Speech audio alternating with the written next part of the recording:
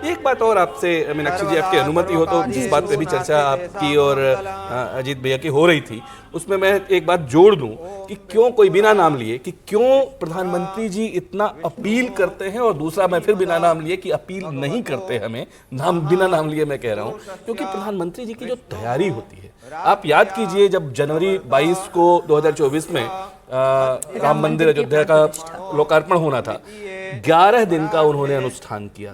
दक्षिण भारत के सभी मंदिरों पे गए, रंगनाथ स्वामी मंदिर गए, रामेश्वरम मंदिर गए, रंगनाथ स्वामी में बैठ के तो उन्होंने कंब रामायण पूरी सुनी। तो वो जो अपने को, अपनी ऊर्जा जो जागृत करते हैं, अपनी चेतना जो और ये कहीं से भी राजनीति का प्रश्न नहीं है, ये विशुद्ध रूप से ये धर्म, अध्यात्म और आत्मिक चेतना का प्रश्न है, और जिस तरीके से उसको जागृत करते हैं। आप देखिए कि कितने दिन निराहार रहे, कितना निर्जल रहे। बताती हूँ, ये जानकारी दर्शकों तक पहुंचनी चाहिए।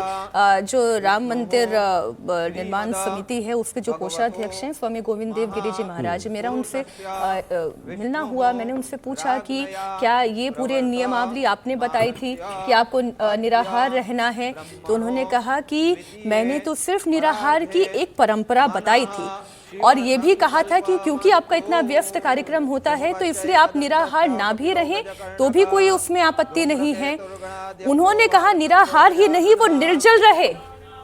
वो पूजा के दिन जब तक की प्राण प्रतिष्ठा नहीं हो गई तब तक वो निर्जल रहे। उन्होंने व्रत किया, उन्होंने अनुष्ठान किया, और उन्होंने जमीन पर सोना, उस तरीके की जो परंपराएं हैं जो किसी भी मंदिर के निर्माण के वक्त या प्राण प्रतिष्ठा के वक्त अपनाई जाती है, वो सब उन्होंने माना।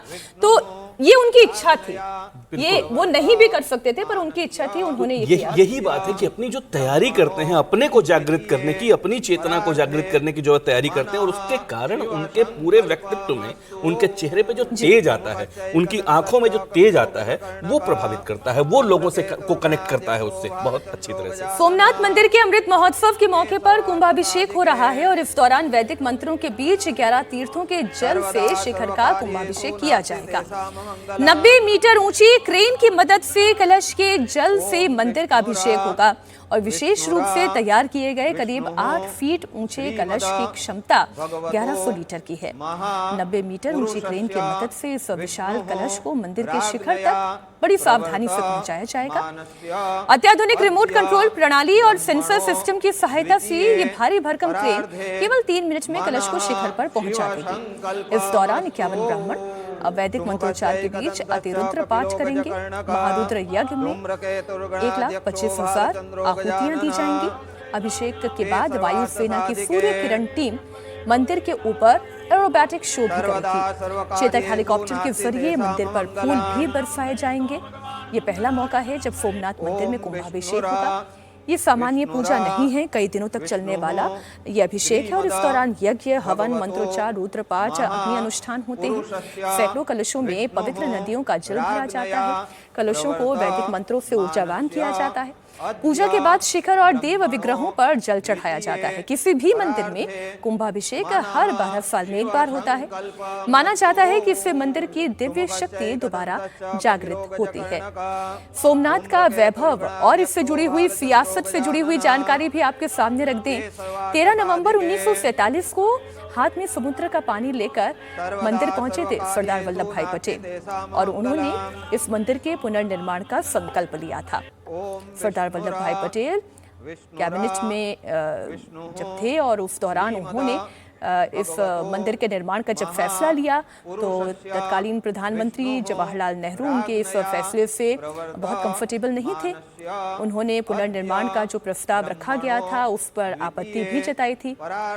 अच्छा, इसमें गांधी जी का भी सुझाव शामिल था राजकुमार जी, ये भी एक जानकारी अब दर्शकों तक पहुंच जानी चाहिए। गांधी जी का सुझाव ये था, जब सरकारी खजाने से इसका पुनर्निर्माण करवाने की बात आई तो उसमें नेहरू जी को आपत्ति थी, और जब महात्मा गांधी जी के पास ये बात पहुंची तो उन्होंने कहा तो ठीक है, इसका जैसा पहले बताया भी कि एक ट्रस्ट बना करके लोगों से दान लेकर के तब ये काम कराते हैं। तो गांधी जी, जैसा कि आमतौर पर होता था कि जटिल से जटिल समस्याओं का एक ऐसा व्यवहारिक और मध्यमार्गी समाधान देते थे जो सभी पक्षों को स्वीकार्य होता था और उसका इम्पैक्ट भी अच्छा होता था। आगे के लिए भी एक परंपरा बन जाती थी, वो काम गांधी जी ने किया। लेकिन फिर वही बात आती है कि